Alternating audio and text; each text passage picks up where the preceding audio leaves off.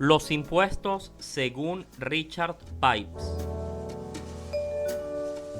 Para el desarrollo del tema, tendremos unas premisas introductorias, explicaremos los antecedentes de la tributación y expondremos unas consideraciones finales sobre la tributación.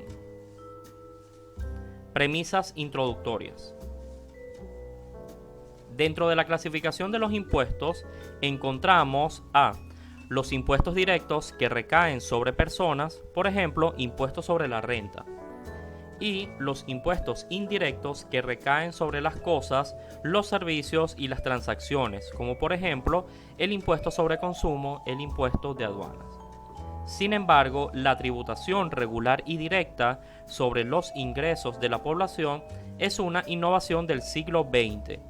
Antes eran considerados una ayuda voluntaria. Antes de la aparición del Estado democrático, los gobiernos debían mantenerse a partir de sus propios bienes, los impuestos aduaneros, la recaudación del impuesto sobre consumo, entre otras obligaciones. Se denominan impuestos aduaneros aquella parte de los impuestos que se devengan como consecuencia de la importación o exportación de las mercancías en o desde un determinado ámbito tributario y que se identifican con los derechos a la importación y exportación. Antecedentes de la tributación. Los impuestos directos como el taille en Francia o el impuesto sobre las armas en Rusia recaían sobre los pobres. Se consideraban una marca de estatus social inferior. A los acaudalados se les pedía dinero solo cuando había una emergencia nacional, que generalmente consistía en una guerra o amenaza de guerra. En Inglaterra, los impuestos directos se veían como regalos ofrecidos a la corona a través de los representantes de los súbditos.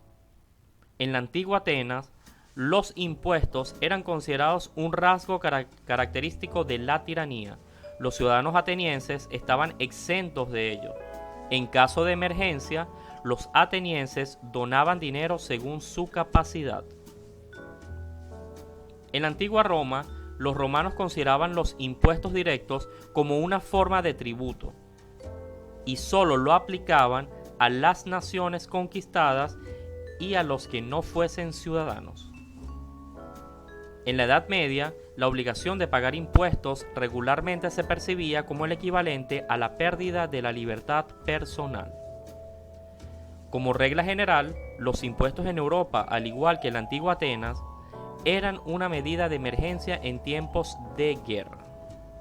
En Estados Unidos, la guerra de independencia se financió mediante préstamos, porque el Congreso carecía de autoridad para establecer impuestos directos.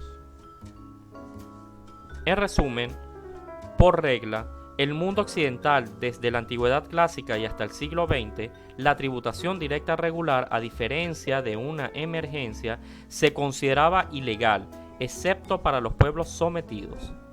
Al aplicarse en el propio territorio, tenían el estigma de inferioridad social. Consideraciones finales sobre la tributación. Los gobiernos debían en tiempo de paz ser económicamente independientes, porque el Estado premoderno asumía muy pocas responsabilidades y ninguna que se correspondiese con los servicios sociales del presente. La mayor parte de sus gastos iba dirigida a asuntos de guerra y al mantenimiento de la corte real. Cuando se requerían tales recaudaciones, debían ser aprobadas por aquellos que las pagaban y por lo general a través de sus representantes. Los tributos directos se consideraban regalos y no como algo a lo que el gobierno tuviera derecho. Los impuestos aplicados sin consentimiento eran considerados una forma de confiscación que destruía los derechos de la posesión de propiedades.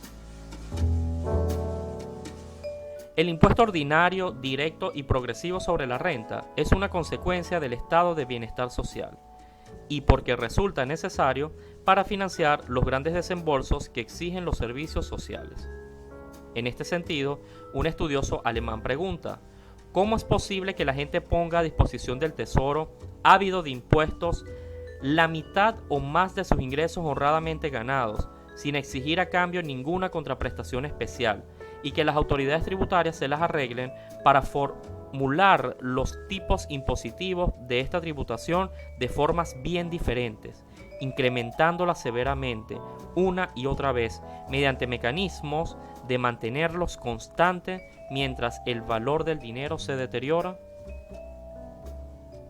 Ahora bien, ¿la tributación regular es en verdad confiscación sin causa o una compensación justificada por los servicios que el Estado moderno brinda a los ciudadanos?